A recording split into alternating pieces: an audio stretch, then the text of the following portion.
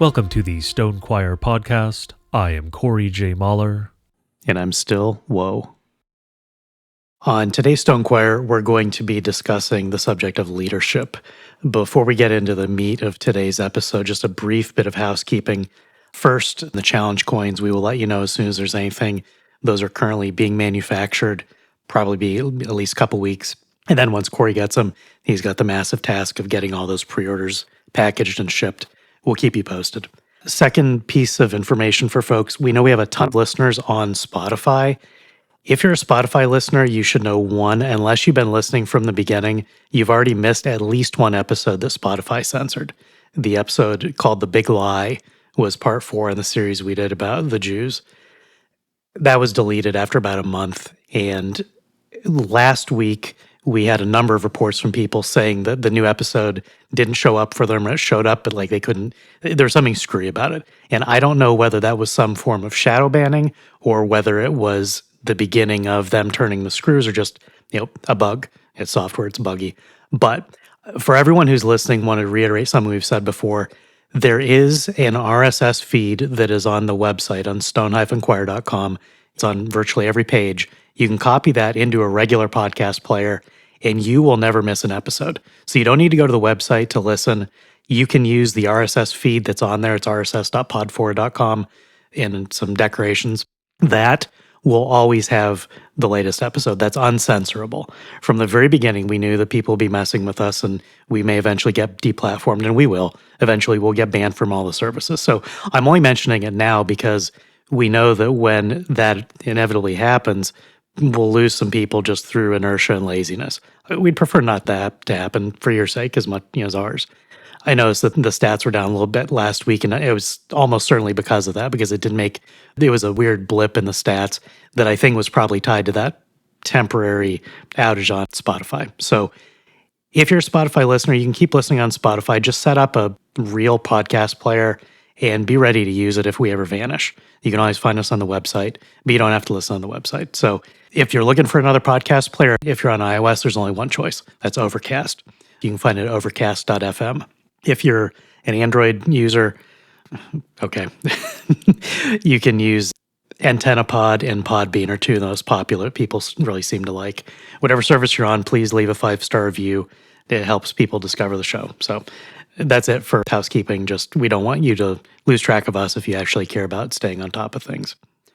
As we talk about leadership today, it's kind of a natural evolution from what we talked about last week, where we were discussing the context of when things are, church business and things are just the business of Christian men and of all men. Because even if a man's not a Christian, he has the same duties as a Christian man. It's just that the man who is also a Christian has the framing from God, from Scripture, to understand what his duties are, what his obligations are.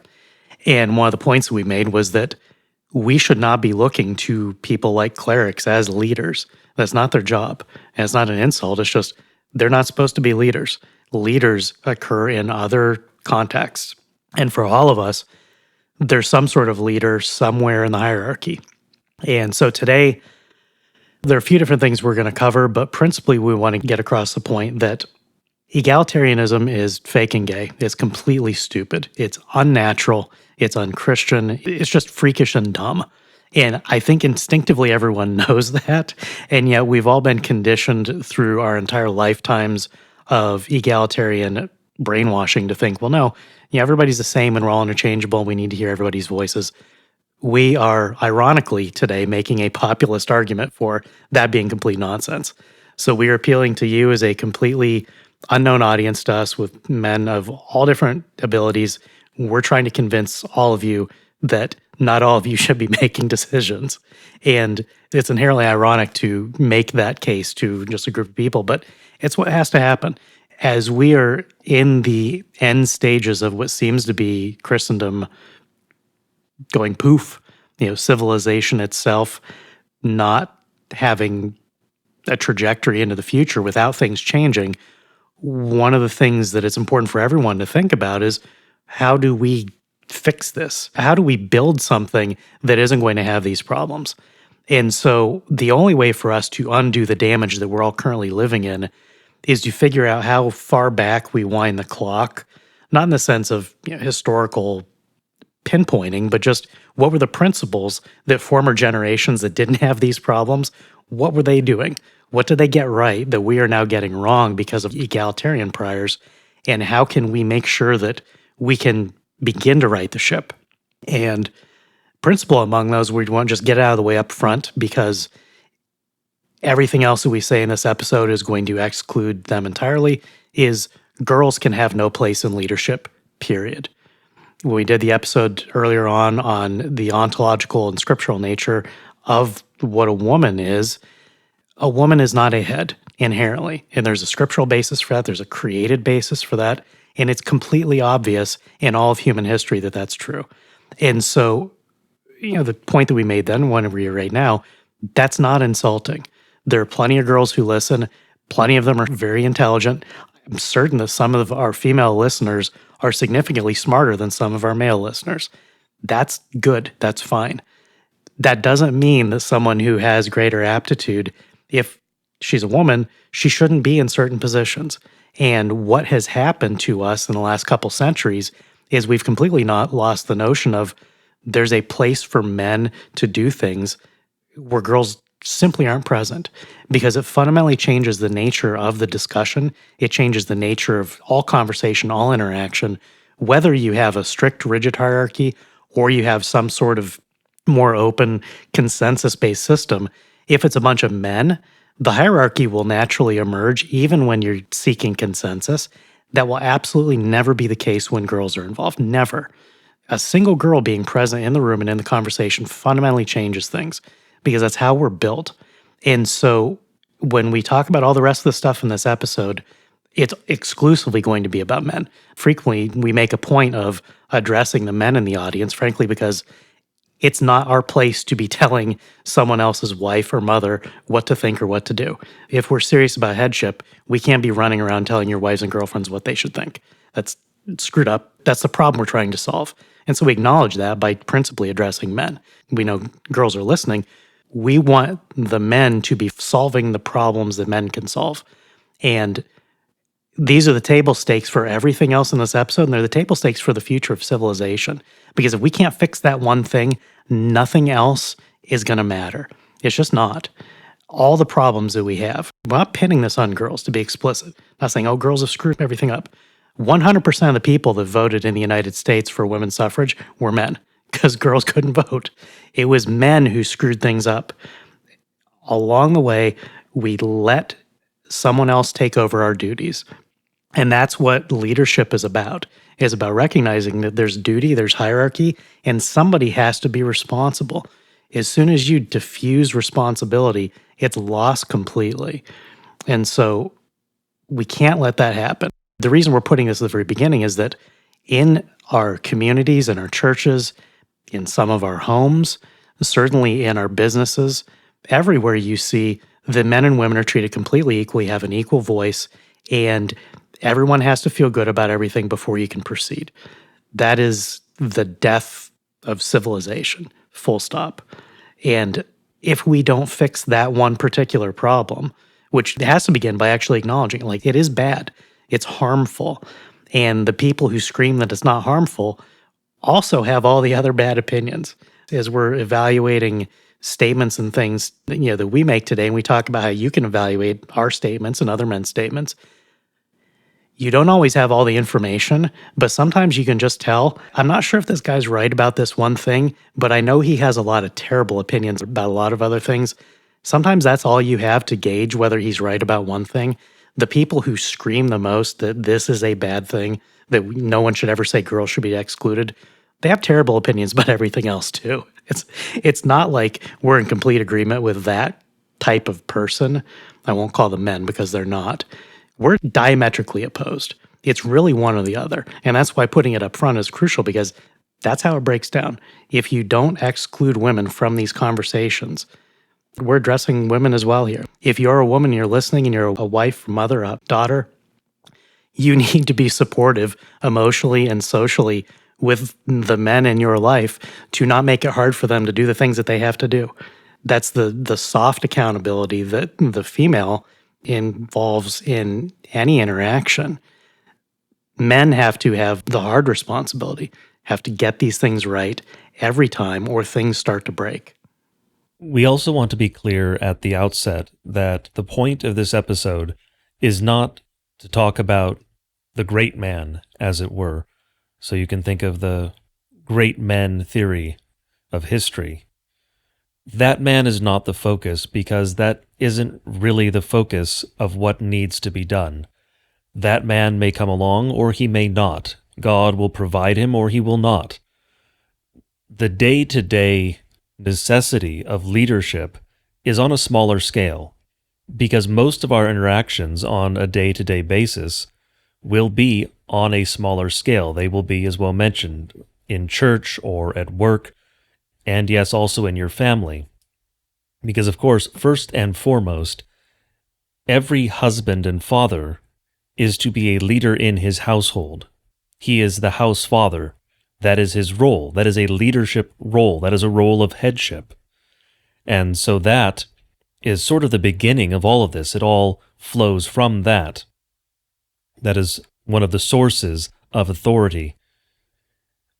I'm not going to read through the chapter, but I do recommend that you go and read Exodus 18. You can pause the podcast and do it, or you can read it after listening to the episode. That's entirely up to you, of course. But in Exodus 18, Moses' father-in-law, Jethro, observes what Moses is doing with the people of Israel. And he is acting, at this point, as essentially the sole judge and the sole leader. So the people stand around him from morning till evening, and he is the one making all of the decisions. And his father-in-law says, "This isn't right. This is a terrible way to do things. Why are you doing this?"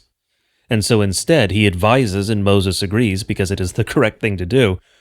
He appoints men to be the chiefs of thousands, hundreds, fifties, and of tens.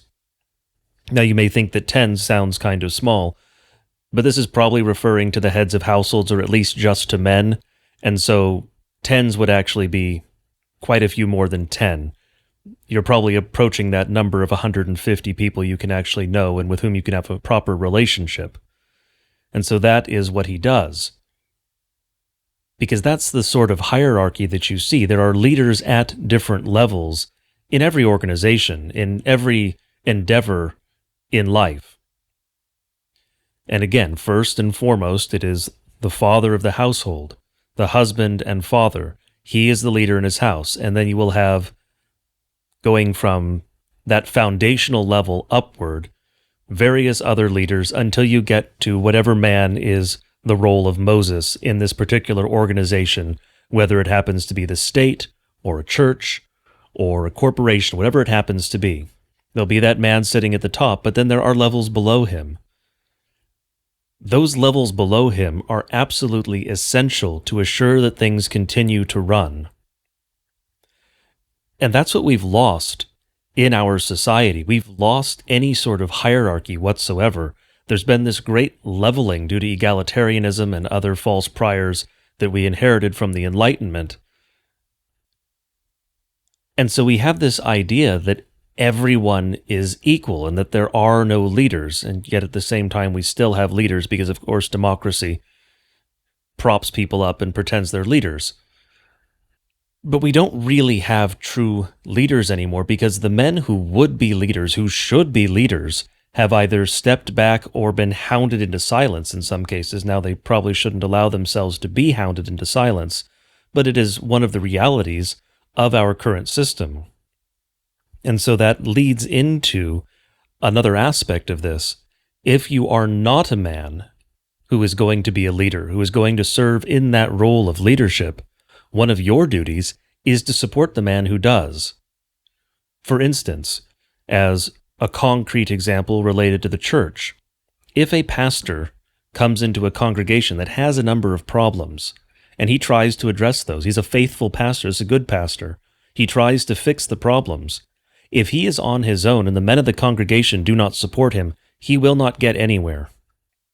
It will be a miserable experience for him. He will probably not achieve the goals, and he'll probably leave or be driven out. You need to have, as a leader, you need to have other men supporting you.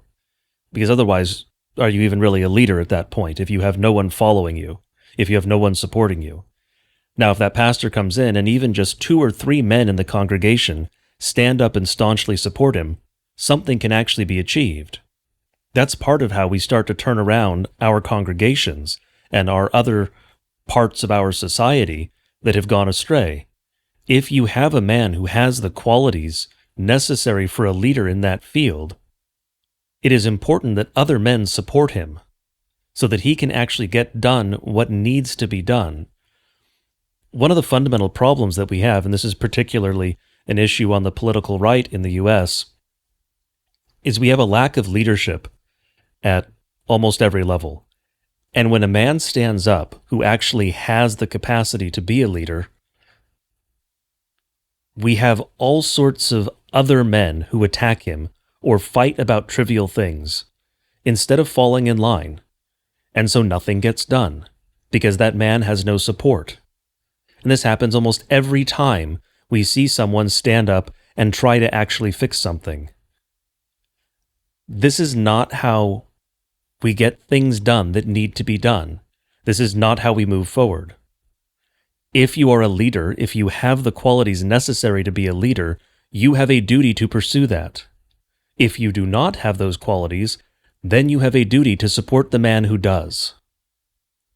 Because that is how men are supposed to interact with each other. And as Woe said, much of this is going to shake out naturally, just in the way that men interact. And every man in the audience knows this.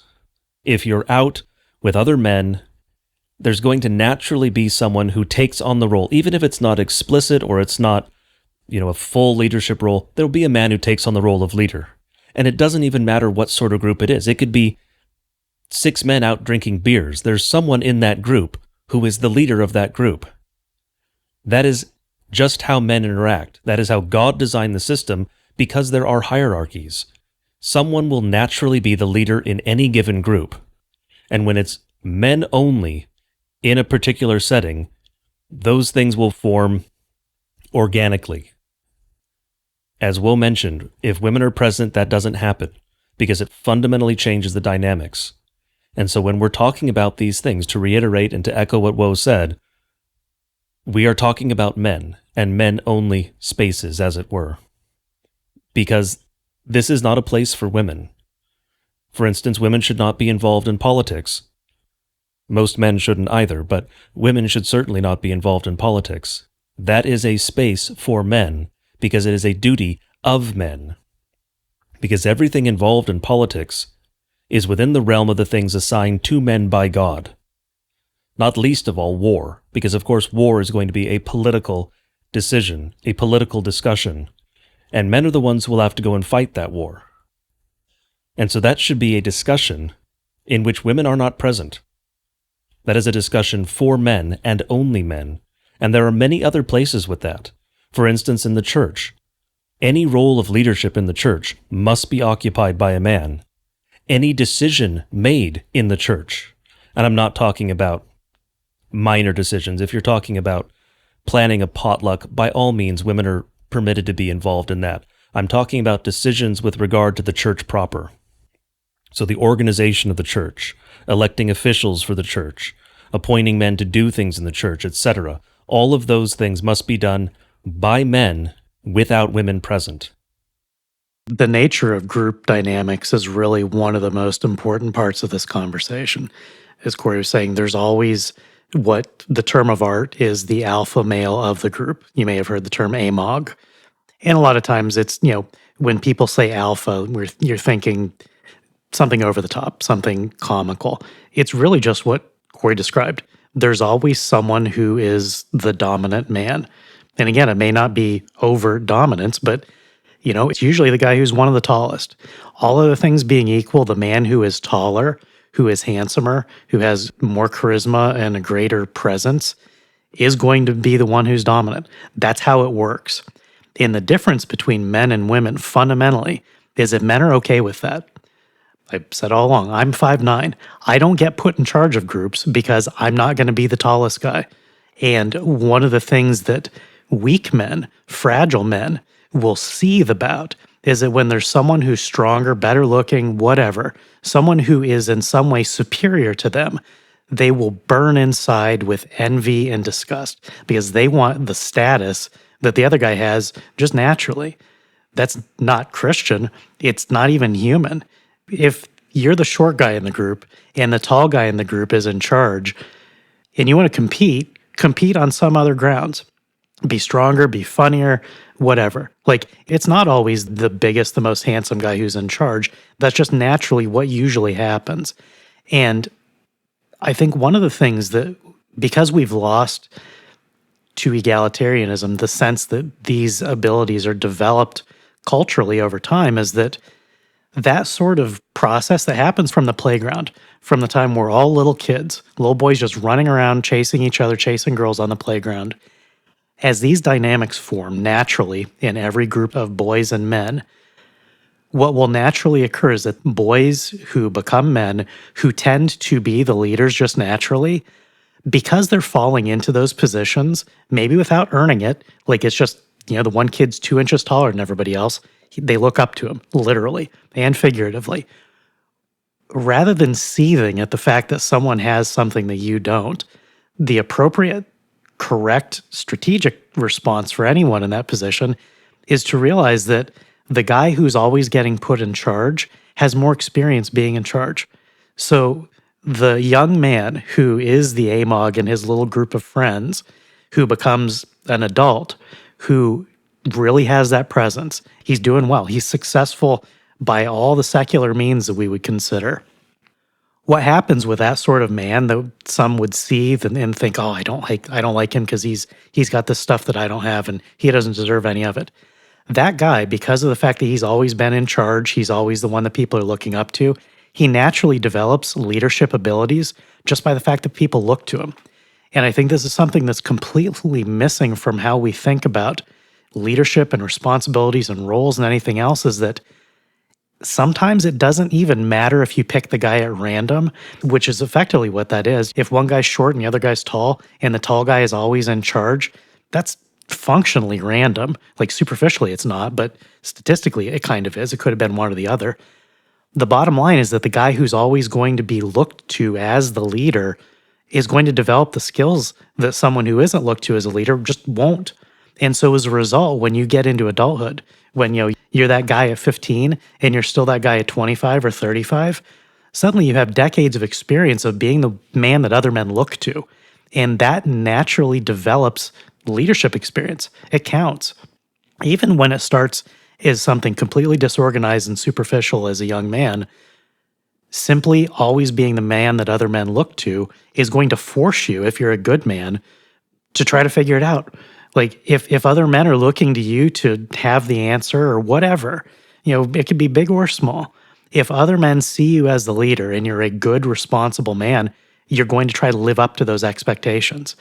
And so what egalitarianism is doing to us today is the spiteful, bitter, envious view of those men. When I worked at Apple, my second level manager for a time he's now a senior VP, and he was shortly thereafter. Very tall, very handsome, brilliant, and charismatic. He was naturally going to be in charge from the time I'm sure he was a teenager. I don't know his backstory, but I'm sure that was his trajectory. And that's a good thing because he lived up to it. He lived up to the expectations and he delivered according to his abilities. That is something to be celebrated, not to look at him and say, I don't like that he's better looking than me. Like, whatever. If it's envious, if you're acting like a crab in a bucket, you're being a girl. Because that is the natural social structure of girl groups. They're crabs in a bucket. If someone gets a little bit higher, they pull them back down. The only way the girls can get along well is when there's equality. They need, no one can be too pretty, no one can be too skinny, or whatever measure.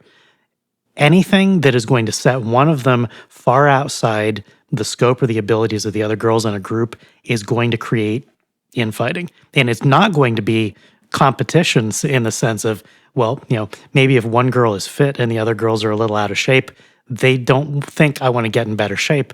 They're going to say nasty things about her to try to tear her down. Men have the opposite instinct. Good men who are actually masculine.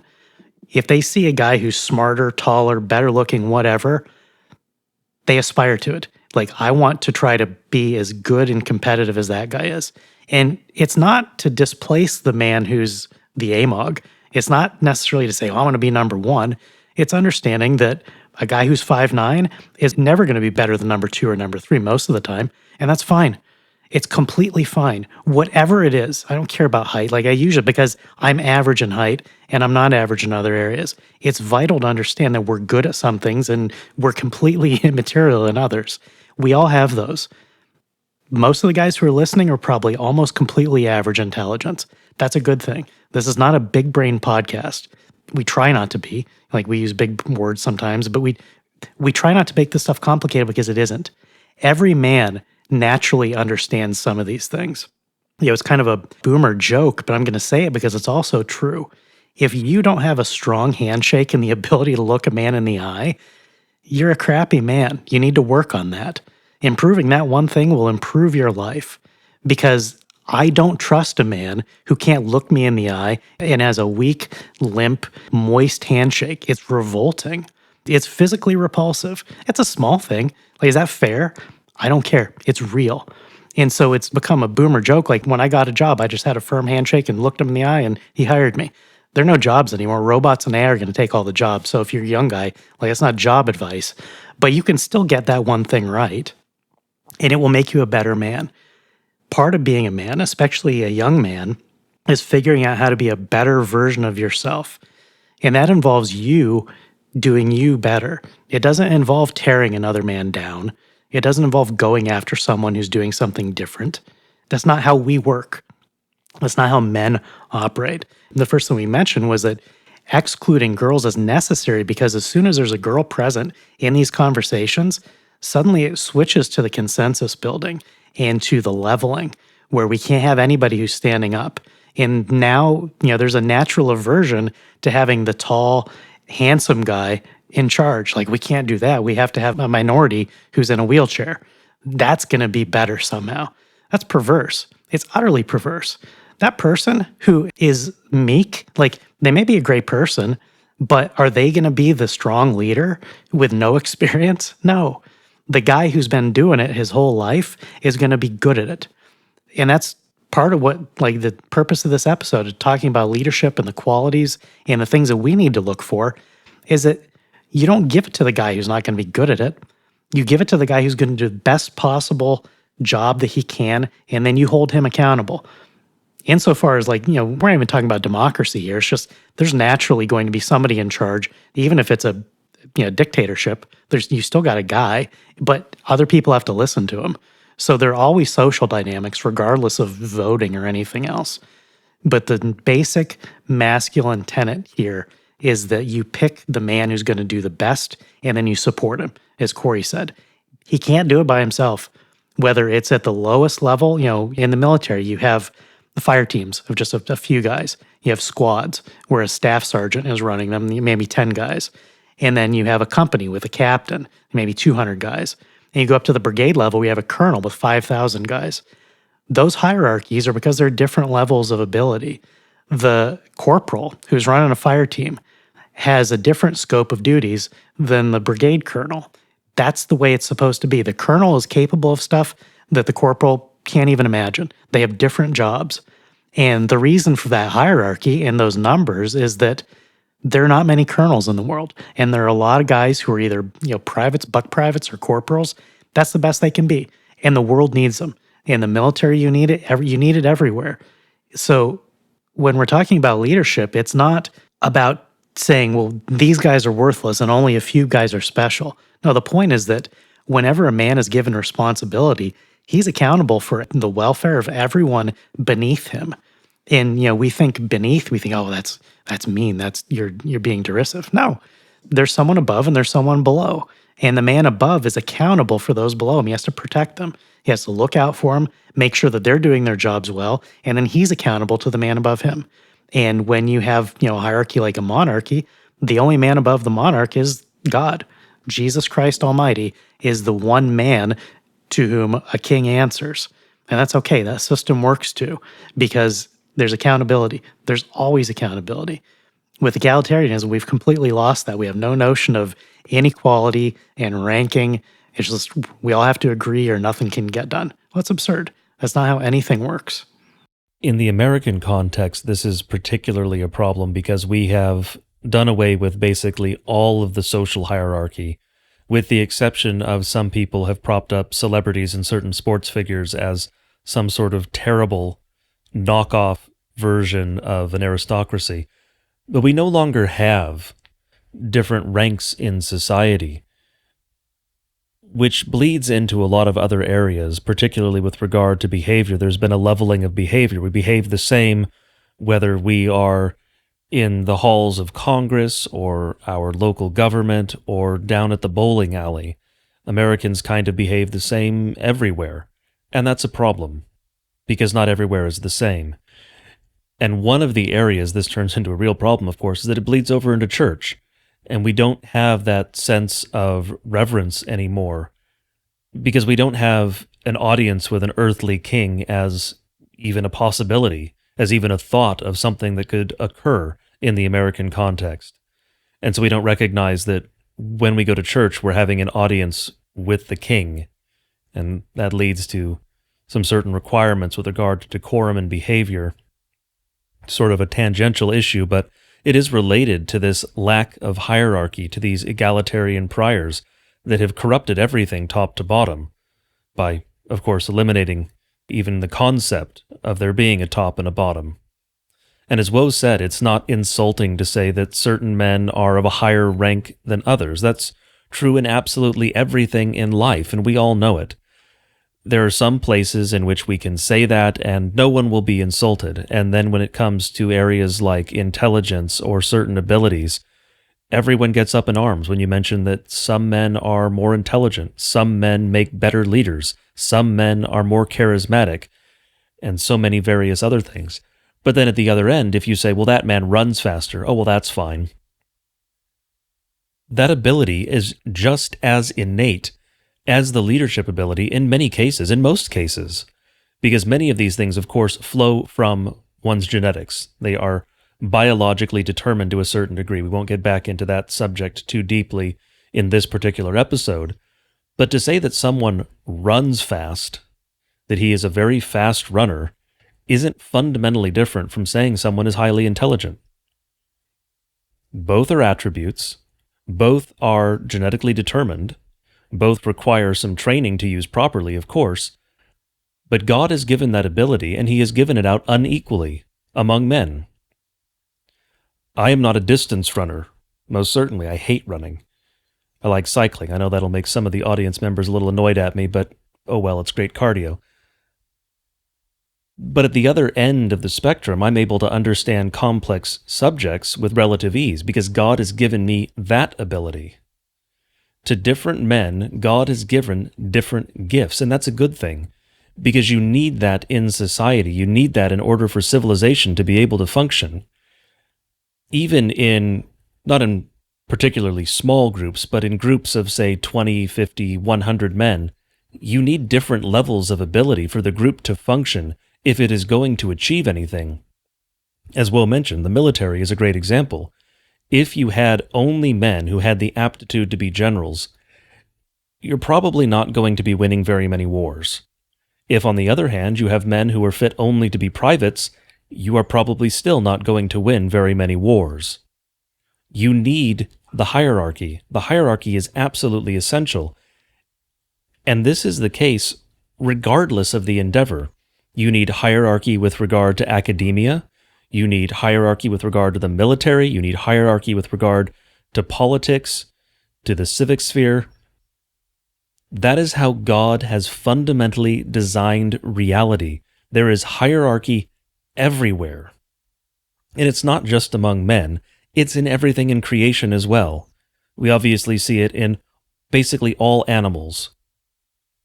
This is just a fundamental part of creation. It is how God has designed things. It is the order of creation, and it is a good thing.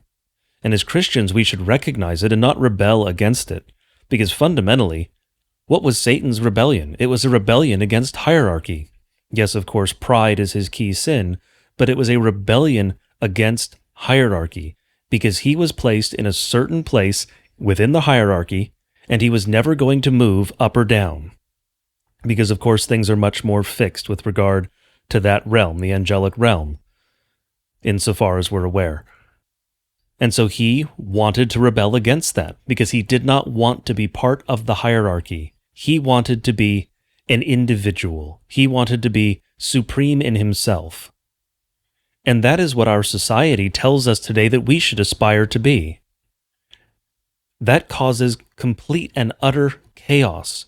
That is why we see disorder everywhere we look instead of order. And I will continue to emphasize order, not just because I'm German, but because it is a fundamental necessity for life. If you do not have order in the things you pursue, you will not achieve anything. If you have disorder in your family won't function. If you have disorder in your marriage, that's a bad thing. Disorder is not good anywhere in life. Order is of fundamental, it is of paramount importance. And with regard to what we've said about leaders and the fact that leaders have duties, we've also mentioned there are privileges that come along with leadership, of course, because the men who are in leadership positions are often going to be afforded certain things other men are not. Moses certainly had greater authority than the men who were commanding, say, 10s or 50s. That is the nature of the beast. But those are two sides of the coin. A leader is going to have certain privileges, and that is one of the benefits of being a leader, but he's going to have certain duties. And generally speaking, oftentimes the duties are going to be heavier than the privileges, as it were.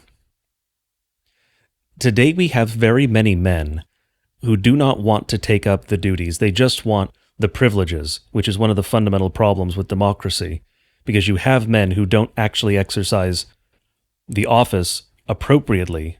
They don't uphold the duty, but they receive the privileges for various reasons that we won't get into in this episode because it's not the point of the episode. But as men, we're not supposed to be envious of leaders just because they have those privileges. It is important to recognize the other side of that coin, to recognize that certain duties come along with the office that they hold, whether it's an official office, a formal office, or it's just an informal thing in a group. There are responsibilities that come along with the position. And as men, we really should have an easier time recognizing and accepting the reality of hierarchy. It is something that is fundamental to men to recognize that and establish it within a group. And we all do it, as Will mentioned, as children, just naturally. This happens on the playground. And as we age, as we grow up, the current system tries to beat that out of us, tries to propagandize us to the point where we no longer believe what we know to be true, what we inherently recognize as a fundamental aspect of reality. There are hierarchies in everything under the sun. And that is a good thing because it is God's design. And so we shouldn't rebel against that. We shouldn't try to subvert that. We shouldn't be envious of the man who is higher on the totem pole. We also shouldn't denigrate the man who is lower on the totem pole. It is not the role of the leader to abuse those below him. In fact, one of the marks of a good leader will be that he will, 1, surround himself with good men, but 2, he also will elevate those men.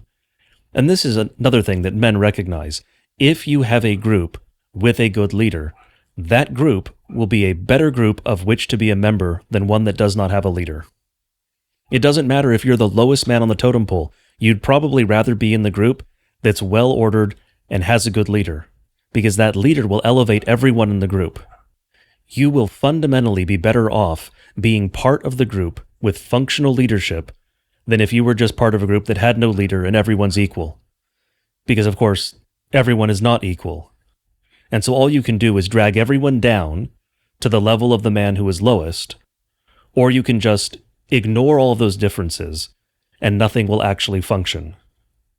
Because you don't have the hierarchy, you don't have the order, and you fundamentally don't have what is of absolute necessity, the man at the top of whatever group it happens to be, who can make decisions. That is one of the most important aspects of the role of leadership, one of the key requirements of the leader. And yes, it's a privilege to some degree as well, but the leader makes decisions.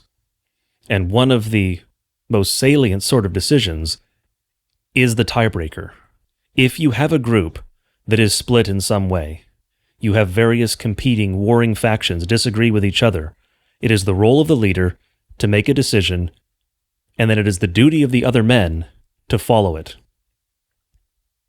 To tie it back into what I said about the political right in the US, this is where things fundamentally fall apart for the political right currently, as things stand today in the American context. We have the warring factions, but we don't have any leaders. And men who stand up and attempt to lead are often attacked, of course, as I mentioned earlier, but they're ignored, and the warring factions continue. If you just have warring factions, you will never get anywhere. You will not get anything done. And often, the fights are over stupid things. We were discussing before we began recording today the fact that churches sometimes will have fights over the color of the paraments, or the placement of statuary, or any of a number of 100 other stupid things. And these will be knockdown, drag-out fights. And part of the reason for that, of course, is because they're avoiding more important issues, and so they're avoiding having actually weighty discussions over things that matter by discussing things that are trivial. But it's the absence of leadership that allows that to devolve into chaos. Because a leader would simply say, we are going to do it this way. And then men recognize the necessity of falling in line and following orders. Because you can't have order if no man follows orders. Because a leader who has no one who follows him can't lead. If you have a man in a theater of war who is leading those under him, and he issues an order and no one listens, there are a lot of problems, of course, that have led up to this, and there are consequences that would flow from it, but he's not a leader. It doesn't matter if he has the position, doesn't matter if he has the rank, whatever it happens to be. He's not a leader because no one is following him. This can be a problem on both sides. It can be because the leader has failed in his duties, or it could be because those under him have failed in theirs. And with regard to the political right in the US, it is by and large a function, the disorder is a function of that second sort of error. It is the failure of men to follow leadership. Because in the American context, we still have these egalitarian priors. We still have this belief that every man should have an equal say, that everyone should be able to dissent from whatever it happens to be. And that leads to chaos, and nothing gets done. One of the big factors in the hierarchy of responsibility is something that, because of our egalitarianism, we pretty much lost the sense of in a lot of contexts. You do find it in places that actually have the rigid hierarchy, but it's sort of seen as incidental to the organization and not as being vital to the universe. So as an example, when I was at Apple, I was promoted to manager fairly early on. I was one of the youngest managers at the company. And one of the very valuable things that I was taught in manager training, where most people were almost twice my age, was that because Apple promoted individual contributors, is what they were called, to management positions, there wasn't professional management. If you were good as an individual contributor, you were then elevated to being a manager of a group or of a team, which meant that you were now managing the people who were doing the job that you had been doing. And one of the vital things that they taught us in that management course was that as an individual contributor who's become a manager, you have gone from being the very best person at doing the thing that you were doing, the reason that you earned the promotion, into being the very worst manager that doesn't know anything. You've never done this before. So the very thing you were good at, you're not allowed to do anymore. And your primary task now is to do something that you're going to be bad at for a while because you don't have experience. And part of the reason that they explicitly warned us about this was that the natural tendency of someone who's still in his team, like I was, now managing men who had been my peers, the natural tendency in that situation is during crunch time when push comes to shove for the man who is good as an individual contributor to fall back to getting back in the trenches and doing exactly what the other guys were doing because he was really good at it. And they warned us that you can't do that. You have to keep being a manager. You have to do the new thing because you have a duty to do the thing that your other guys can't do. And that's a fundamental difference in hierarchy. The guys who are lower don't have the job of doing the task that you have above them. There are a bunch of guys who can do what you could do, even if you could do it better than them. It's still their job to do it. You, as the manager, now have a task to do something that no one else is going to get done. You're the only one that can do it. And so it was a really good lesson for me, knowing nothing yet, to just be reminded not to get lazy and try to hide back in the job that I was good at. I had to do the hard thing that I didn't know how to do. And that's something that's invisible when you're just an individual contributor.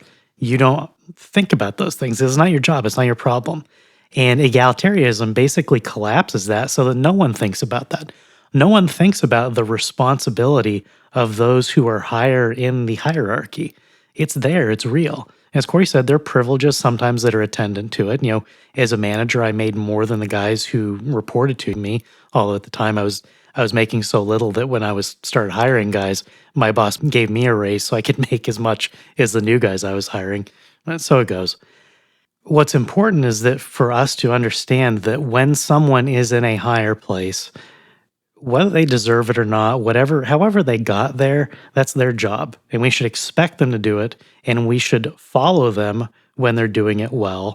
And we should even, to a degree, follow them when they're doing it poorly. Try to support them. Because whether it's on the playground or it's in a workplace or it's in a church, the guy who's in charge of whatever, at whatever level of hierarchy, if he's the one who's supposed to be making the decisions, help him make the right decisions and then support him. And that's something that egalitarianism doesn't tolerate. It's got to be completely consensus-based. Everyone has to have their feelings accommodated before you can move on. And sometimes that's just not possible. Imagine, for example, that you are on a cruise. If you're a young guy, that seems absurd. It's another boomer trope. Sorry. But it's a good example because you're on a cruise, you're relaxing, it's your vacation, you have no responsibilities, you're just eating and drinking and relaxing for a week or two. So you're in your cabin, and suddenly the alarm goes off. You hear this terrible klaxon, and you've been told during onboarding that if you hear this, you need to get to your evacuation station or whatever. But you're on vacation. You were enjoying yourself, you were relaxed, and now these loud noises are outside the room, and people are running and hollering, and you're just annoyed because you wanted to relax. And then someone comes and bangs on the door, and it's a porter. He says, "We got to get out of here, get to your boats, get to the lifeboat. We're abandoning the ship, we got to evacuate." The egalitarian response in that situation is to argue with the man and say, "You need to make me feel better about this. You need to explain to me why I should listen to you when I was doing one thing and you want me to do something else. I don't feel good anymore. I was on vacation and now I'm worried. You've ruined my mood. I need you to make me feel comfortable before I'm going to come with you." That's completely absurd, right? Like, you don't know what's wrong. Maybe the ship's on fire. Maybe it's sinking. Someone has made the decision for you to get off the boat, and if your response is to argue with the guy who is trying to, grab you and say, "Hey, come on, get off the boat," you don't argue with that man. You follow orders. You do what you're told. Egalitarianism is the enemy of that. It says, no, I need to have my feelings accommodated before I will agree with you. That's absurd. That's why I use that ridiculous example, because it would be the stupidest possible response. And the porter's not going to care. Like, he's trying to get everyone off the ship. He's not going to stand there and argue with you. He's got another 500 doors he needs to knock on to make sure that everyone gets off.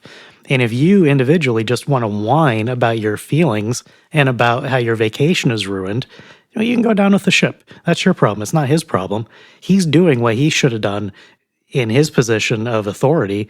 If you don't follow along, that's on you. There is a scope of responsibility that another very valuable thing that I was taught at Apple. I think I still have the paper somewhere. I can't post it because I'm sure they'd sue me, but basically it showed for the individual ranks of individual contributors. They're ranked from 1 to 6, 1 being the most junior, 6 the very most senior. And basically what it was a really great way of breaking this down. It showed for the ICT-1, for the individual contributor, that's what they were called at the time, probably changed now, I hope so. For the individual contributor 1, you had an extremely limited scope. You had maximum supervision. Your boss was always basically looking over your shoulder to make sure that you were doing whatever, and you had a very limited scope of duties.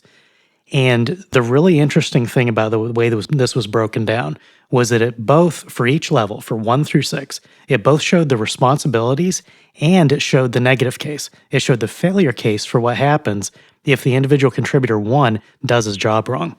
And this is what made it stick in my mind to this day, is that for the ICT 1, basically the private in the organization in Army parlance, if that guy does his job wrong, there's very minimum damage to the product, whatever it is, whatever you're working on. This was an engineering.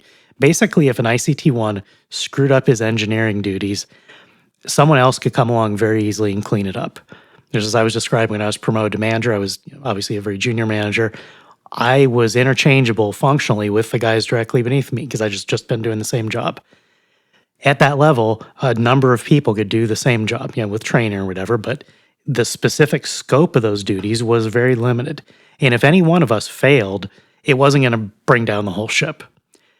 At the other end of the spectrum, the very most senior engineers, the guys who are architects of actual systems, if they screw up their jobs, the way this breakdown showed, if the guy who's basically an architect for entire portions of the engineering product fails at his job, if he makes a mistake, it's possible to sink the product. You're talking about, in the case of software and hardware, entire products shipping late, shipping not at all, having that feature yanked out entirely and causing chaos, which did sometimes happen. Like, these mistakes were made. You wouldn't hear about the mistakes at the very lowest level because the scope of responsibility was so narrow. At the highest level, when the mistakes occurred because the architects got something wrong, it was mass chaos. It did a huge amount of damage. And a lot of the fire drills that we had at the end of product cycles were about failures or misrepresentations at those higher levels, or the managers of those guys. So although the ICT-1 is not making any money and the level 6 is making a lot of money, that's because of the damage that they can do if they get it wrong. And so you have a lot of low-ranking guys who are much more fungible. You have very few guys who can actually do the highest level work. The vast majority of guys never got to level 5 or 6. Like 4 was typically about as high as most people would ever get, because that was just reflected abilities.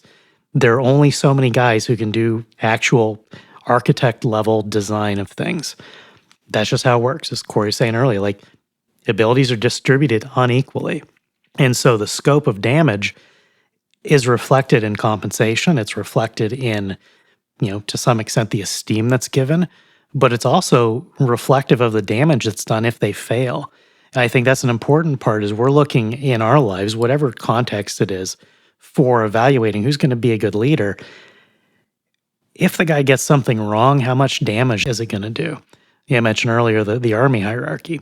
If you have a corporal who's running a fire team and he gets something wrong, he makes a mistake in a war, he can get the guy next to him killed. That's very bad, but it's not a strategic failure for the military. If, on the other hand, you have a colonel who's running an entire brigade and he's got 3,000 to 5,000 men under him, if a colonel makes a tactical mistake on the battlefield, he can have his entire brigade wiped out. And that could be a strategic failure for the Army, because suddenly one man who was tasked with a significant area of operations fails to deliver on whatever his task was. In that place, his failure may well turn the tide of a war, whereas the guy in the trench with a fire team beneath a squad, if he screws something up, he's going to get men killed, letters home, very sad for them, but it's never going to make the news. If somebody at a much higher level screws up, it can do catastrophic damage. And so that's why it's so important to destroy egalitarianism, to reinstitute hierarchy everywhere, because these things are true whether we institute the hierarchy or not. It's always true that some men are going to do more damage than others when they get things wrong, and they can do far more good when they get things right. And so whatever level we are beneath those men, if you're involved in selecting them, if you're just simply involved in supporting them and following the leader, figure out which guys can do the most good and are going to have the aptitude not to make catastrophic failures, and put those guys in charge. And again, like, there's like I said at the beginning, it's inherently ironic that we're making this populist appeal to ending populism, but that's just how these things play out. At some point, particularly when things get screwed up societally, we have to figure out how can we get back to the place where these things used to actually work. You used to find hierarchy everywhere. One of the worst things I think that America did when we broke away from Britain was completely eliminating the class system. Whether it's official or not, I don't care. I like my family who came here, they were kings a long time ago. By the time they were coming here, only a couple had title. Most some were nothing. That's fine. Don't care. It's not about status in terms of ruling men. It's about doing the best you can. And if you have the aptitude to do better than someone else, then you have a duty to God and to your fellow man, to your neighbor, to your family, to your community, to do that well. Not men are given that aptitude, but those who have it should be rewarded. We need to start rewarding them again. They should be recognized and they should be supported.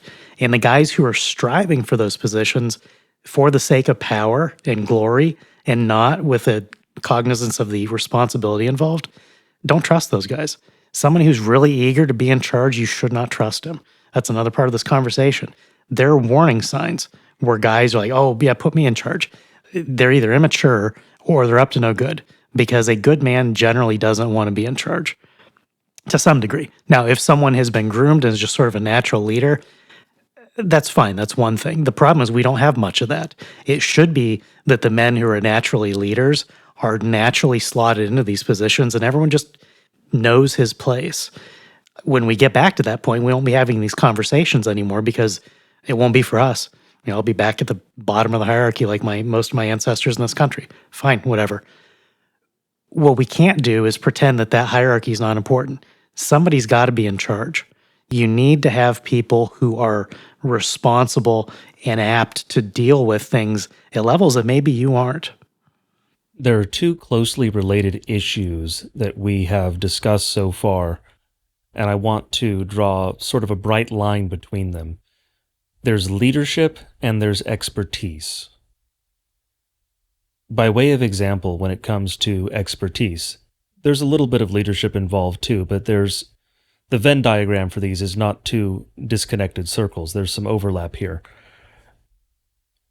But by way of example, in the legal field, there's what's called a deposition. Basically, it's just a formalized asking and answering of questions leading up to a lawsuit or hopefully a settlement in most cases, and generally the case today, a settlement in most cases. But a deposition, you'll have a deponent. There is someone who will be asked questions and have to answer those questions. He'll have an attorney present. There'll be an attorney for the other side or for how many other sides there are. The attorney is serving in the role of an expert. And if you are the man being deposed, you should listen to your attorney. The reason you listen to your attorney is because he is the one who understands the field, the legal field. Now, the questions being asked, you may very well understand them far better than your attorney. That doesn't matter, because the expertise that is relevant is the legal expertise. This is a very important point, because oftentimes the leader will not be the man who knows the most about all of the fields involved in the particular question, whatever the issue is, whatever he's deciding. The men serving under him will be the subject matter experts. So for instance, the CEO of a company is probably not the best engineer in the company. He's not CEO, at least in a system that functions properly. We'll leave aside the issues with our present system, but theoretically, the man running the company, he's not running it because he's the best engineer. He's running it because he's the best CEO. These are different tasks. These are different ability sets. And so your attorney will be able to tell you when to answer, when not to answer, when to shut up. Hopefully you have some sort of signal so he can indicate to you to stop speaking, which is one of the fundamental problems with people being deposed. They talk too much. But your attorney is the expert, and so you listen to him because of that expertise. Now, there has to be a certain caveat here, unfortunately, because of present realities. Because, of course, we have the sort of cult of expertise on the political left. Listen to the experts. The problem is that those experts aren't. You have men who are actual experts in a field because they know the field, and then you have those who claim expertise because they are, under our current system at least, credentialed or something similar. Listening to a man who has actual expertise is wise. That's a matter of wisdom. Listening to a man who claims expertise and has none is also a matter of wisdom, but in that case, it's rejecting what he has to say. Of course, this is right back to an issue of wisdom. You are going to have to assess these things to some degree for yourself. There's a bit of a weighing problem here. Because on the one hand, listening to leaders and following orders, quite frankly, knowing your place in the hierarchy is of fundamental importance. But at the same time, some things are left up to individual wisdom. Under a better system, organized more properly, we would not have this core of so-called experts who know absolutely nothing except for how to get grants. And so this sort of wisdom call would not be as necessary. It would not be as difficult at the very least. But as we have mentioned so many times before in so many other episodes, there are so many things in our system that are broken that we have to fix them all at once. And so it makes for very difficult decisions in some cases. So listen to the expert because the expert knows what he's talking about, and you're going to have a better outcome, quite frankly, if you listen to the expert than try to assess it yourself. But at the same time, you have to make the assessment of who is an expert. That's a challenge. That's a difficult thing. That's a hard question to pose. But just because it's difficult doesn't mean it's something we can avoid. Doesn't mean it's something we do not have to do.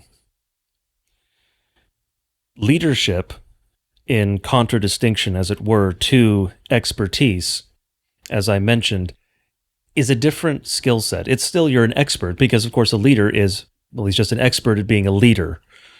But it's a very specific sort of expertise.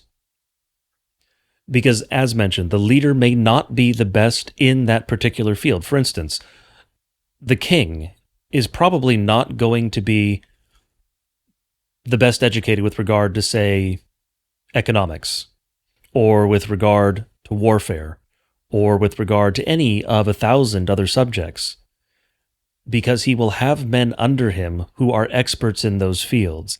His role is to take the advice of those men and to make the ultimate decision. Part of that is because he has, hopefully at least, and under a proper system, of course, but he has the training to make those sorts of decisions. But there is also an aspect of it where someone fundamentally has to make the decision. You have to have a man who eventually says yes or no. And part of the reason for that is because then that man is responsible for the outcome.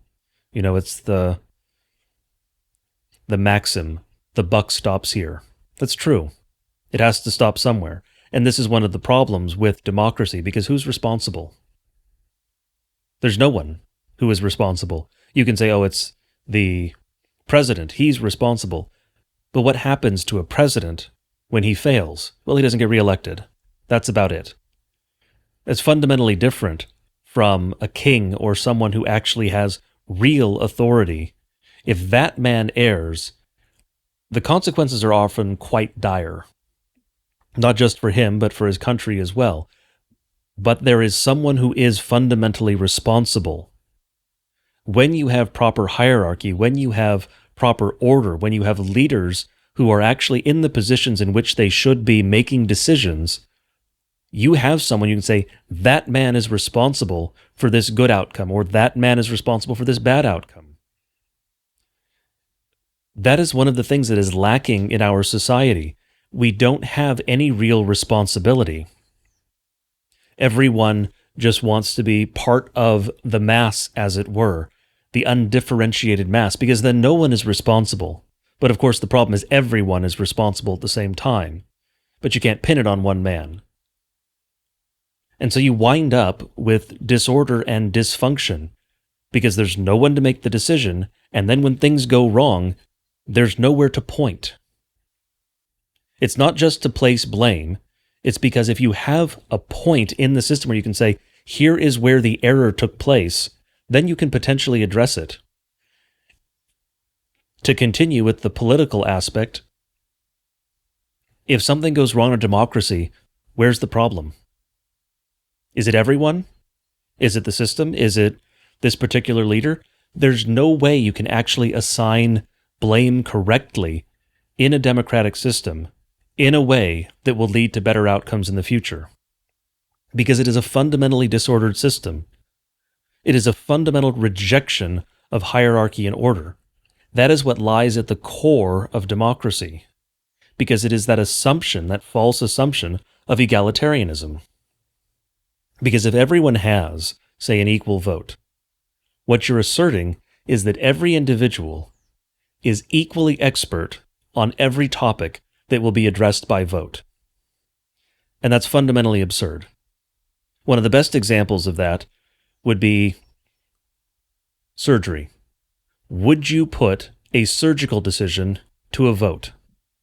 Would you let a jury make the decision whether or not you have heart surgery? No one would ever say yes, because it would be absolutely insane to have an average person do that, because a surgeon is a very highly skilled, highly trained expert. He should be the one making that call. You don't want your plumber deciding if you have open heart surgery. And you know what? You don't want your surgeon figuring out your plumbing either. Different men have different abilities, have different skills, have different skill sets they have been trained to have. They've been educated in different ways, and they serve in different roles. And that is a good thing, because that is how society continues to run smoothly. We don't have that. We have certainly done away with it in the public sphere, in the political sphere. Like Woe said, and as I mentioned earlier, we no longer have classes. We don't have an aristocracy. We don't have a monarch. We don't have any of these levels in society. And so we've had this great leveling where everyone is equal, except everyone is not equal. And so it is rejecting the reality of what God has created, how God has designed things, and we sow that and we reap chaos. And that is one of the reasons, one of the core reasons we have so many problems today, because we have rejected reality itself because we don't like it. We've been propagandized. We've been trained to believe that it's evil, that you have to believe that all men are equal, that you can't possibly say this man is more intelligent than that man, or this man is more capable in this way than that man, or this man has a higher station or a higher rank, whatever it happens to be. And if you start to reject those things, you eventually reject all hierarchy, which of course is the goal. Satan knows exactly what he's doing.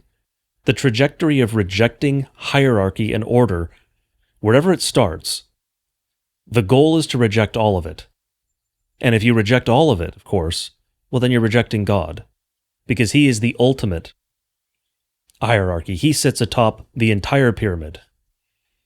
That's Satan's goal. He wants you to reject everything. He wants you to reject the fact that parents are over their children. He wants you to reject the fact that the husband is the head of his wife. He wants you to reject that there might be those of a higher station in society, that some men are more capable in this way or that way. He wants you to reject everything, because then it is easier to lead you astray.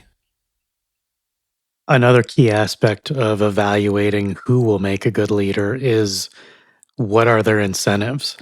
One of the most important books that's been written the last 30 odd years, I'm not sure when it was actually published, was by Hans Hermann Hoppe. It's called Democracy, the God That Failed. And one of the crucial points that he makes is that even if, for the sake of argument, we were to have assumed historically that democracy in the modern sense was a worthwhile experiment, we absolutely must conclude today that it has failed. Whatever promises they had in mind centuries ago when they said, hey, this is a good idea, we've conclusively proven they failed. And part of his thesis is one of the reasons that democracy is inherently going to fail, certainly as opposed to something like monarchy, is the incentive structure. When you have election cycles of 2 years and 4 years, it collapses the window of the time horizon for the civilization to look to its own needs. Because the congressman, the day that he's elected, he's got to start raising money to get reelected in 2 years. And that is a perverse incentive. He's always going to necessarily be beholden to those who can get him back into office again. So those with money and influence and connections will always necessarily have a greater voice in his ear than you will as a guy who vote for him or vote against him. In contrast, monarchy, at least when you're looking at particularly hereditary monarchy, but it doesn't have to be hereditary. In the case of hereditary monarchy, in the worst case, you might get a child who's born who's just a buffoon. They're next in line and they're just kind of a dimwit. Happens sometimes, but has it happened with presidents? Yeah. So we're no worse off there, even though we didn't pick him. But when you have a hereditary monarchy, one of the crucial upsides is that the king, when he knows that he's going to be giving the throne to his heir, his own flesh and blood, when he dies, in 30, 40, 50 years, his time horizon, his window of looking at what can I do is not in terms of 2 and 4 year election cycles. He's looking generationally, which is precisely what we should be doing. And it's the one thing that has been completely lost from Western civilization with the collapse of monarchy in favor of democracy, by whatever degree. Because suddenly you're not thinking generationally, you're not thinking in terms of centuries, you're thinking in terms of what can this guy get to maximize his own personal benefit now. The king, he wants to leave a better country than he inherited from his father for his son and for his grandson. He's thinking 50, 100 years down the road. It's fundamentally different. One of the most telling things that's happening in today's world is that many of the leaders of the countries in the West are childless. A lot of them are unmarried and they're childless, like me. I have no kids. You know what? I would never support a system that let me make decisions for everyone else. That's inherently perverted, because even if one guy, even if I would do it right, that's not the basis for a system. That's an assault. The fact that you know a guy who might get it right is no excuse to tolerate a system where childless men are put in charge of something, because there's a perverse incentive. If a man has no progeny, if it's when he's dead and gone, there's nothing left, inherently, there's no expectation that he's going to have an incentive to look to the next generation.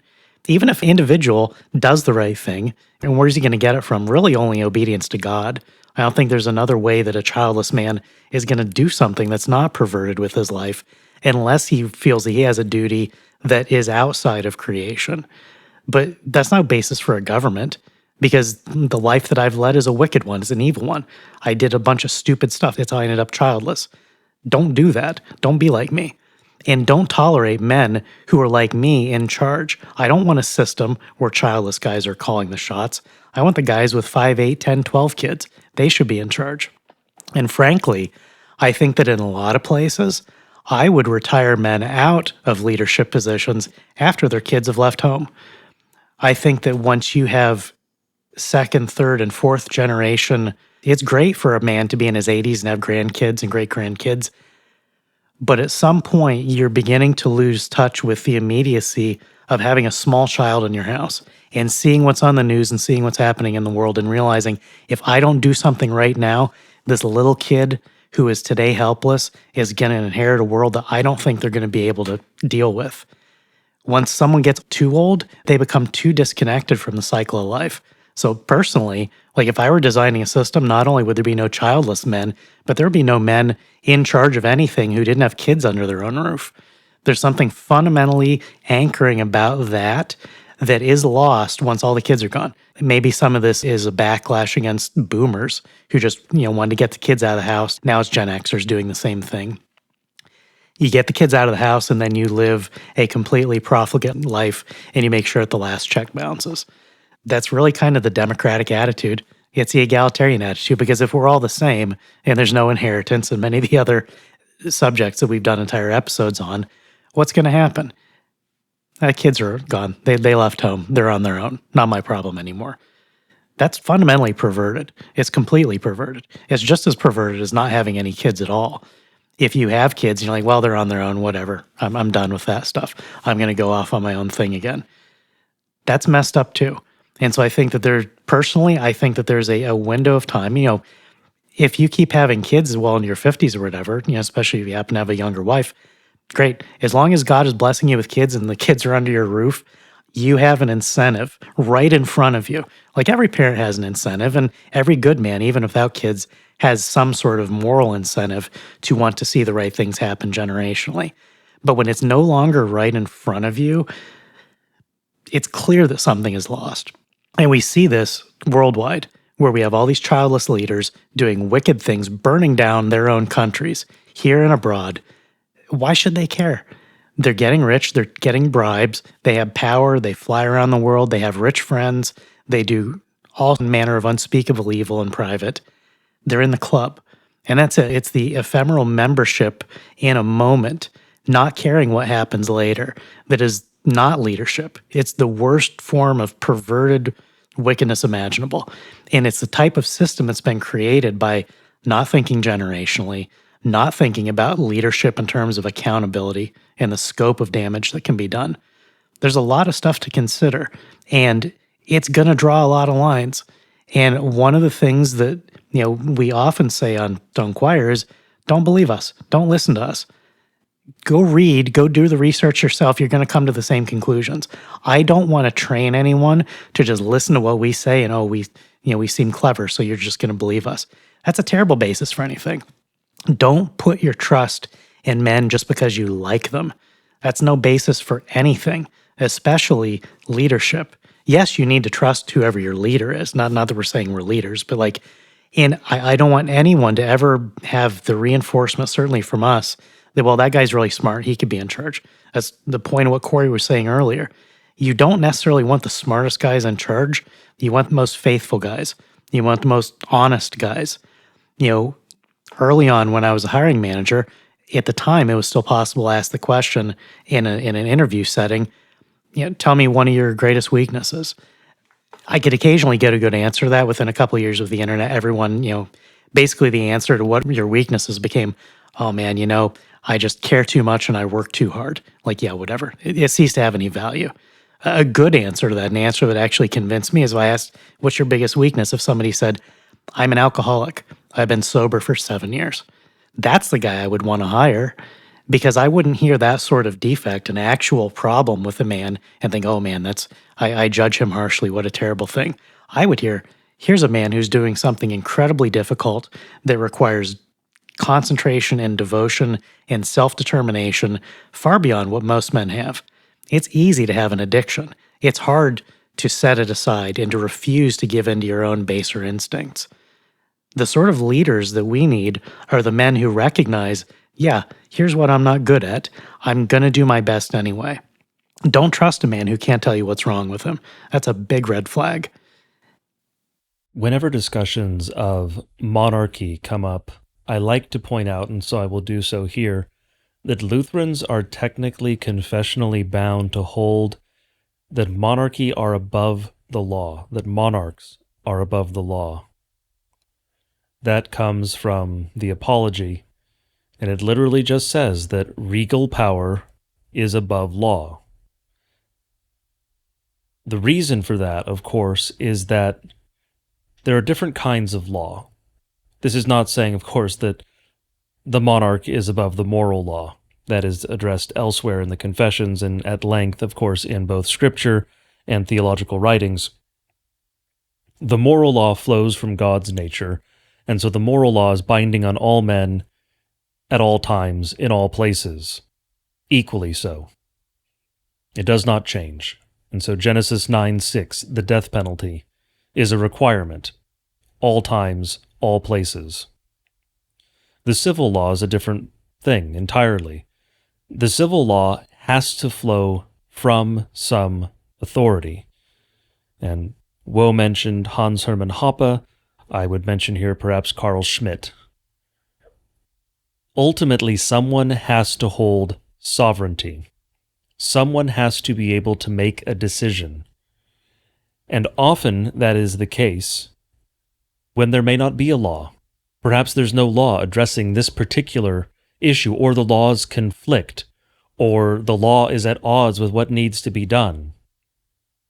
The sovereign is the man who gets to decide regardless of what the law says. In this case, I mean, of course, the civil law, the positive law, the enacted law written by men. But that flows from somewhere. There has to be an authority upon which that law is founded. It's not founded upon God's authority, because the law that flows from God's authority is the moral law. Now, of course, there's also for Old Testament Israel civil and ceremonial law, but that's not relevant to us today, except insofar as the civil law can be a guide. It's not binding on us. But the law has to flow from an authority. And so, for instance, when the King of France said, "L'État c'est moi," I am the state, or the state, it is I, more correctly translated, he was right, because fundamentally he was the source from which the law flowed. He was the foundation of the civil law in that system. That is the reality of any political system. The authority ultimately rests with someone somewhere. Now, in our system, we deny that. It's one of the fundamental problems of democracy, because democracy claims there's some nebulous rights, or whatever it happens to be. Different systems make different claims. Our system claims they're fundamental rights, inalienable rights, rights that we have by nature, and then our system is somehow founded on that. Well, how does that work? The answer, of course, is that it doesn't. But there's no ultimate source there for any of our laws. And so, quite frankly, it all rests on naked force, the threat of violence, which, of course, is not entirely wrong, because all authority ultimately rests on violence. Even God appeals to that. One of the reasons that God is because he can snap his fingers and snuff you out. His authority rests in part on that. Of course, it's more complicated than that, but it's not the point of this episode. But for our system, there's no real sovereign, because the claim is that the people are sovereign. Well, people can't be sovereign because the people in aggregate can't make a decision. And so you have to have some authority, some individual, some man somewhere who actually exercises the authority. And so in a democratic system, it winds up being corrupt at various different levels, oftentimes exercised through, well, quite frankly, through bribes, but through consultants and through lobbyists and the various legion of others in our capital city. And those, of course, who are funding them ultimately hold the reins, ultimately hold the power. But you can see the issue. Democracy denies that those men exist and says, no. It's the people who are sovereign. The people make the decision. They are the source of authority upon which the system rests and in which our laws are founded. And that's just false, because it's actually men behind the scenes who don't have to withstand any scrutiny, who don't have any public face oftentimes, who hold the real power. That's fundamentally wicked. A king, a sovereign, should always be visible. The people should always be able to point and say, that is the man who made the decision.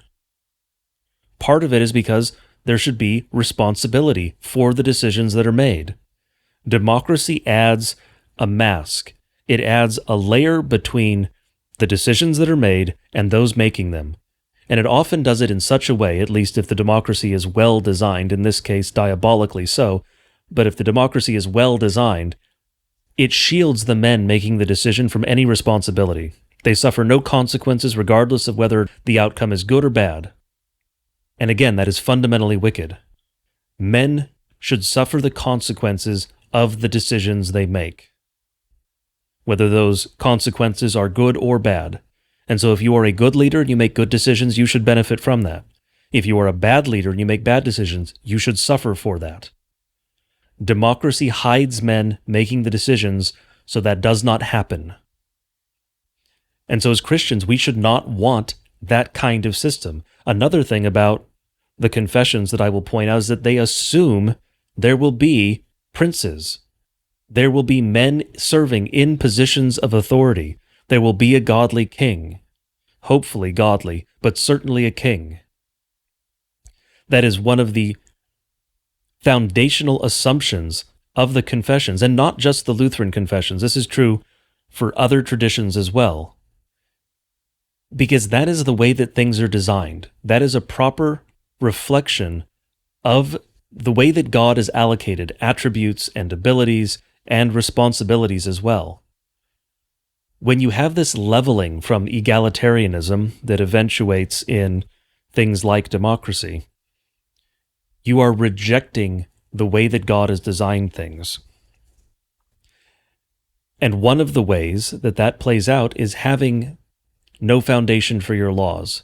Your laws are ultimately, in the sort of system we have, arbitrary. And so you have, for instance, courts making law now. Well, why can't they? Why shouldn't they?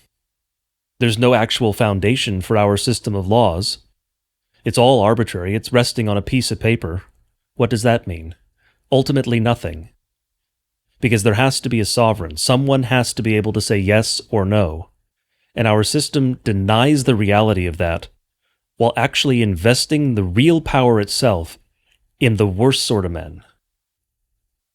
So on the subject of bad leaders, we're going to end on the topic of controlled opposition. As we've been talking about monarchy and kind of hierarchy that is sort of inherent, those are goals, those are end states that are desirable, but we're not going to get there by bootstrapping directly from here. Even if it were possible to, get back to the point that we had those systems, it's going to take a couple generations.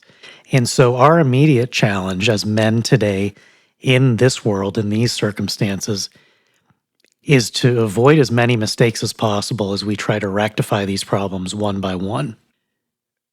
One of the problems that we have now is that there will be men who are in some sort of leadership position by whatever means, whether it's in politics or it's in the church, who perhaps at some point in the past they did good work.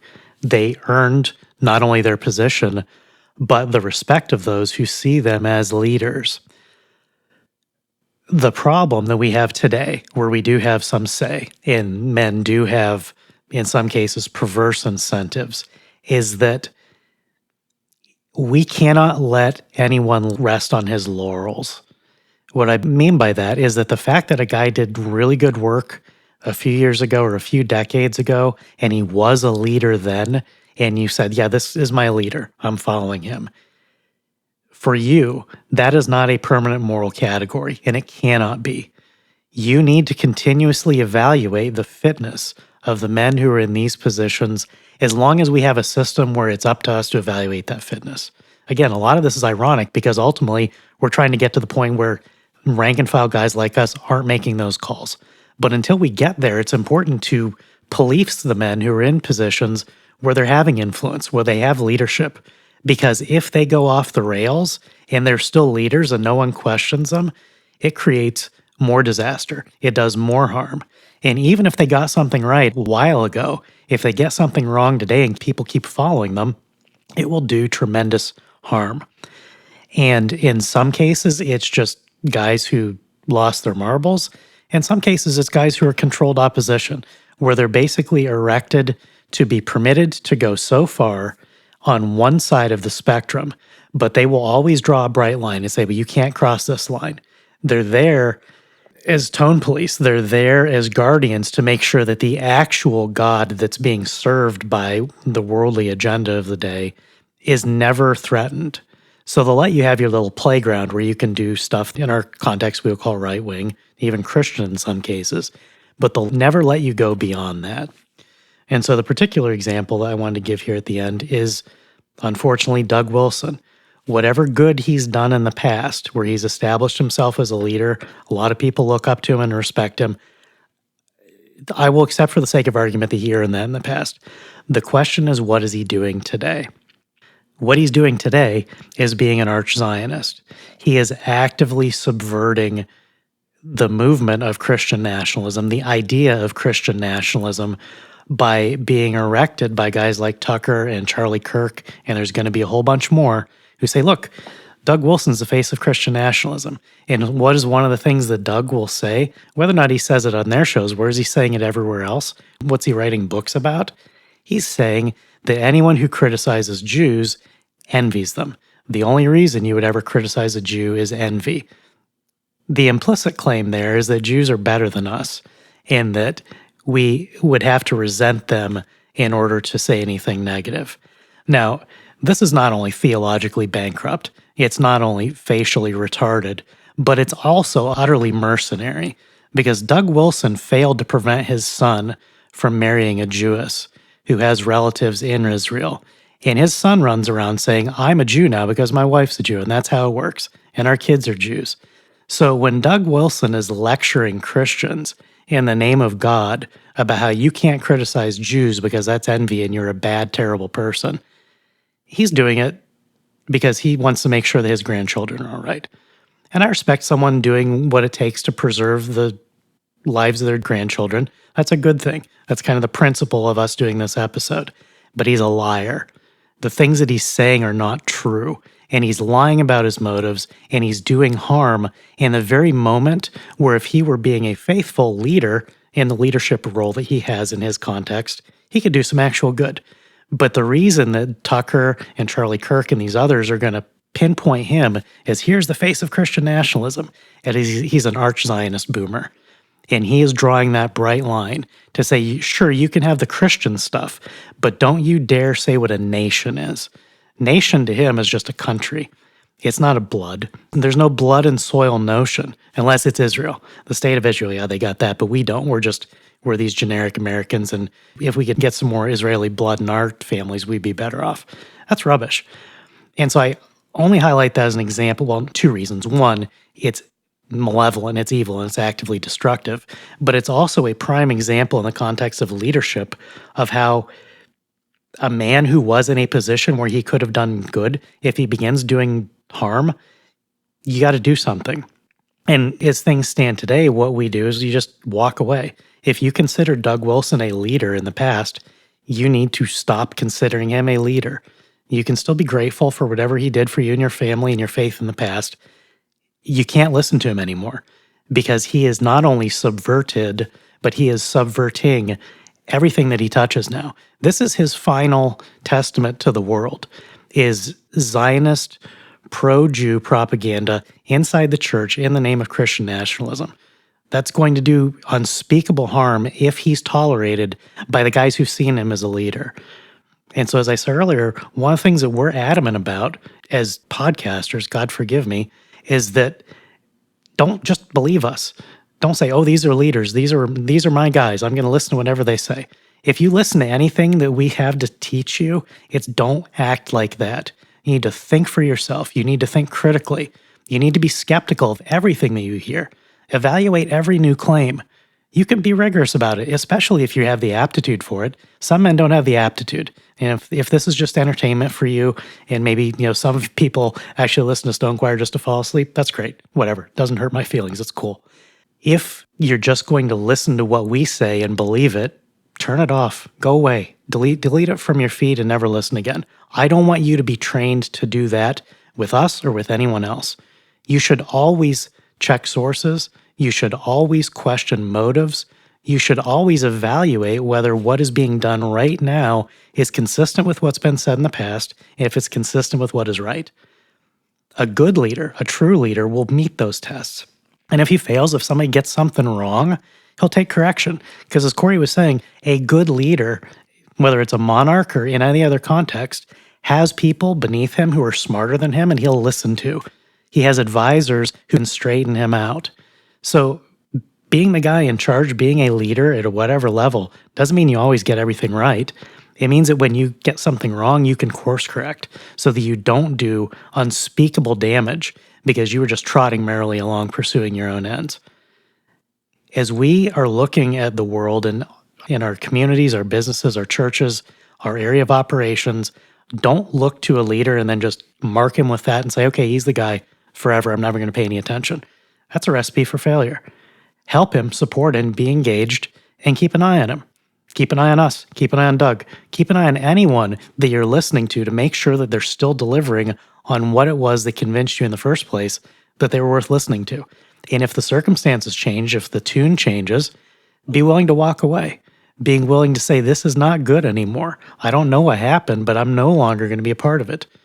That's vital for any man, for a Christian, for a human being. The only way not to be led astray is to keep an eye on your leaders. And again, ideally, we get to the point where we don't have a say in it anymore because we've built a system where that takes care of itself and it's above all of our pay grade. That's what I'd like to see, but it's not going to happen in our lifetimes, almost certainly.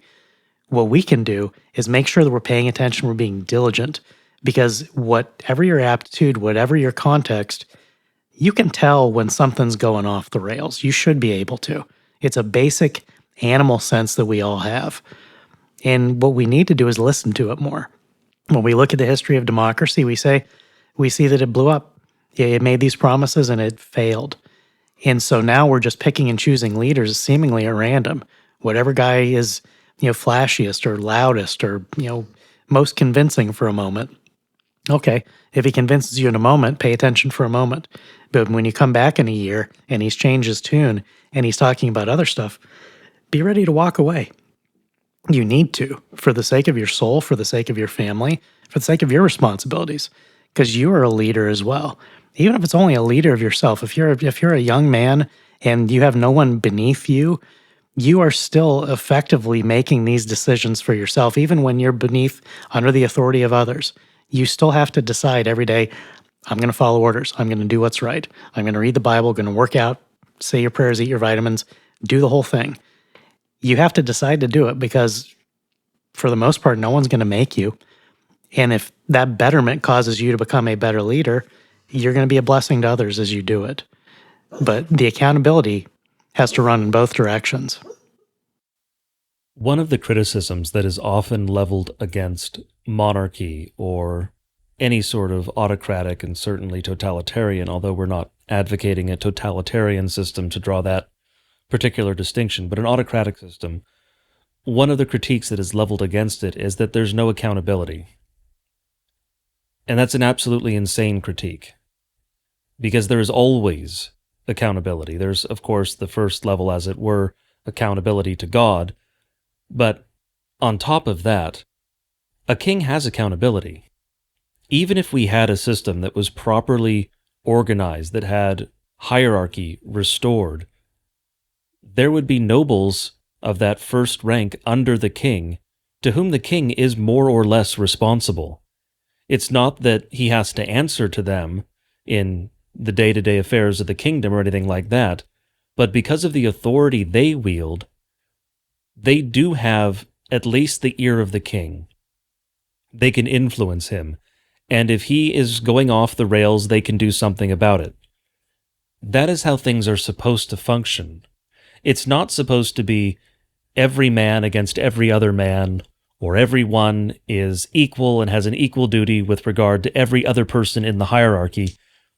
There are levels. The man at the top, of course, answers only to God. The king is above the law. But the men below him wield sufficient authority to be able to check what he does. And those below them can check what they do, and so on and so forth. The same is true for a man running his own household. The housefather is not a despot. He does not wield absolute authority to do whatever he pleases with everyone in his household. That's not to say that those under him have such a position that they get to question his authority. There's a difference between questioning the authority and recognizing the abuse of it when it happens. Again, these are going to be matters of wisdom, and they are going to be, in some cases, very difficult for some men to assess. But many things in this life are not easy, and we do not get to ignore them simply because they are hard. With the way that things stand today, as Woe mentioned, we have to run this sort of analysis on a great many things that we could ignore if we had a system that was actually properly constructed. The baker is not supposed to have to assess the performance of the king, and yet the system that we have requires that. in part because we have many faithless men in positions of power at all sorts of levels, but also because our system doesn't even recognize the existence of those levels, despite kind of having them to a certain degree. Once we get back to the point where we have proper hierarchy reestablished, where we have this order in society as it is supposed to be, then many of these issues will fade away. But as Will mentioned, that will be something for our grandchildren or great-grandchildren or great-great-grandchildren.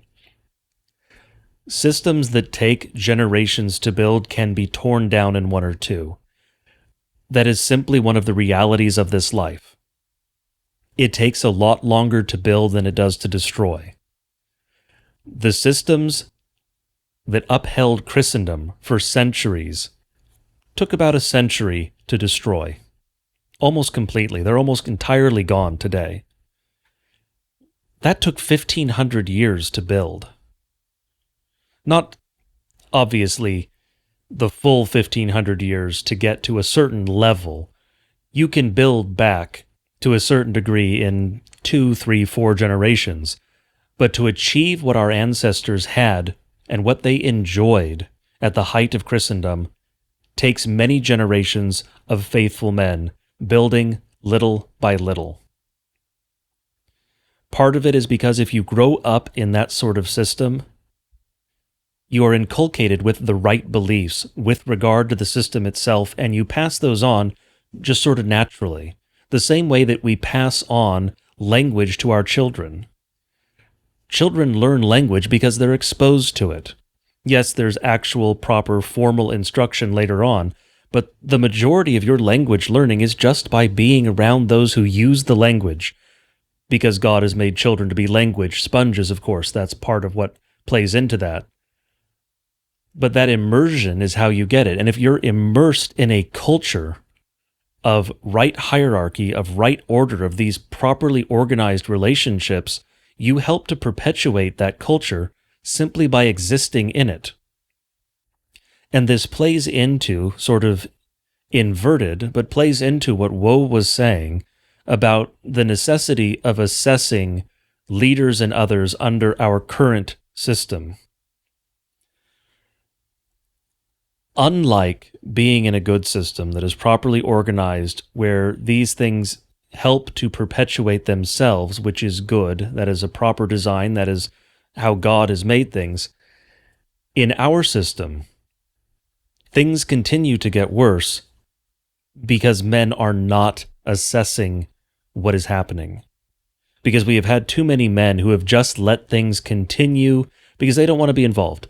That's not my problem. I'll be dead by then. I don't want to deal with it. Whatever it happens to be.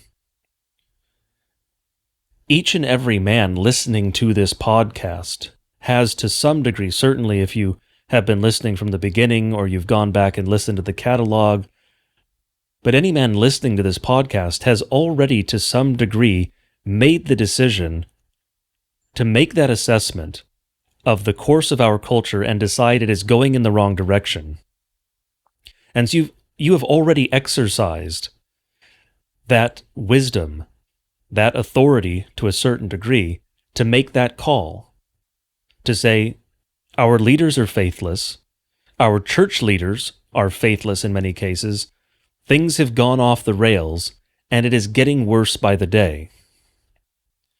And so we want to change the direction, because otherwise we won't have anything to pass on to future generations that is worth having. And so each and every one of you has already made that sort of assessment. You've come to the conclusion there are problems, they need to be addressed.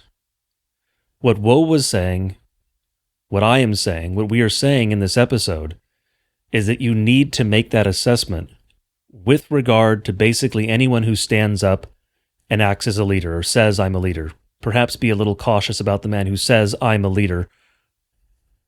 Although, an important nuance on that, it's not always bad if a man seems like he is seeking the position of leadership. The issue is the intent. And as Woe was saying, there are certain things that indicate the underlying intent, but sometimes that's a little difficult to assess. Because you can have a man who stands up and says, I will fulfill that role, and maybe he doesn't actually want it, but he has made the decision that it is his duty to pursue it.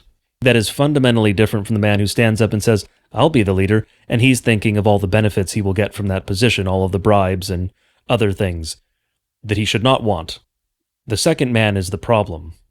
And making a judgment call between the two is part of our task today, because we have a great many grifters who are standing up and saying, oh, I'll be a leader, and their only goal is money. That's it. That's all they're after. And then you have others who are paid opposition, who are controlled opposition. They exist to subvert. There are a number of ways that you can assess which one a particular man is.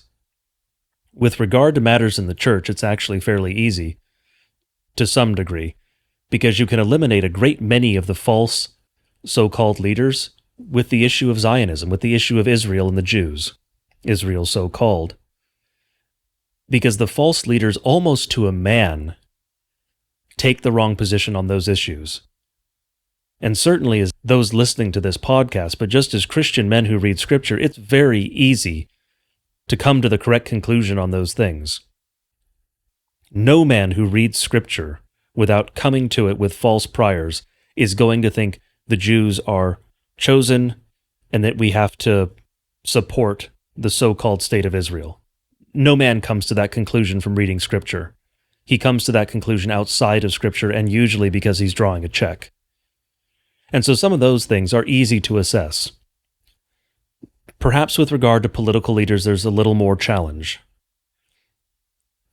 Because sometimes it is difficult to tell the agent provocateur, as it may be, or the subverter from a man who is earnest.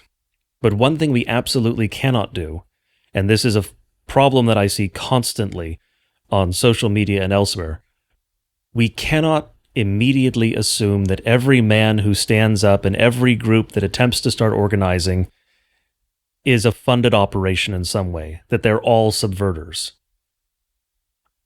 To some degree, you have to give men a chance. You don't have to give them an infinite number of chances. You don't have to give them so much rope that they hang you with the rope. But you do have to have some sort of space there. You have to have time for these men or these groups to prove or disprove themselves. Because if every time a man stands up and says, we need to do this, I will lead, follow me, or if he stands up and just fulfills the role of a leader, if every time a man does that, he gets attacked as being a fed or a paid operative or whatever it happens to be, we will not get anywhere. We will continue to be stuck. We will continue to be mired in these internecine fights, usually over trivial nonsense. And that is exactly what the enemy wants. And in that case, you can choose to have the E uppercase or lowercase, as it so happens to be. But that is what the enemy wants. Because if we continue to fight over nonsense, and we attack and backbite and backstab every single man who would attempt to lead or would attempt to achieve anything, then we are a completely inert force, a completely emasculated force. That is not what we need to be as men. As men, we need to start organizing our own groups, our own lives, our own churches, organizations, whatever they happen to be, with right hierarchy. Part of that starts with just having that hierarchy in your own friend groups. Because, of course, things flow from the family first, of course, but for men, you have the small group of friends, and then you have your larger group of friends, and then you have organizations that flow from that, and eventually things branch out and upward to the nation. That is right hierarchy. And you have leaders at every level. And if you start to establish that sort of leadership at the smallest level, then it's easier to have that leadership at a higher level because it's just extrapolating upward. Which is one of the things, as we've said in this episode, that we just do not have in the United States anymore. In the American context, it is fundamentally missing. We don't have anywhere that we can couch this sort of hierarchy, the different levels in society. This may be easier for some of our European listeners where you still have monarchy. It's easier to envision a hierarchy when there is actually a hierarchy, even if it may be subverted in some cases and it has its problems. The simple fact that it exists is helpful. In the American context, we have to rebuild that because we got rid of it centuries ago, effectively. It's gone. The vestiges really aren't even there anymore. The closest thing you have in some areas is old money, but it doesn't come with the proper understanding in most cases of the role of that in society. Because there is a role for society, like we mentioned in the episode on tithing. If God has given you great material blessings, there are duties that flow from that with regard to the church, with regard to neighbor, the right-hand kingdom, but there are also duties in the left-hand kingdom. If you are someone who has great wealth, particularly today, you should be helping to organize and fund these things so that they can make actual progress. Because part of the reality of this is that without funding, things don't tend to go anywhere. But there are men whom God has blessed with material prosperity. It is their duty to use that properly, to use that appropriately in both kingdoms, not just via tithing, but with regard to the left-hand kingdom as well. So in discussing the issue of leadership, we need to recognize a handful of fundamental issues. First and foremost, we just have to recognize that there is such a thing as a leader. There are men God has gifted certain abilities that make them fit for the task. And on top of it, as Woe was emphasizing earlier on in the episode, just the position that they have from childhood onward has trained them for being leaders. And so just recognizing the existence of the thing, of the office, is the starting point for this. On top of that, we need to support leaders.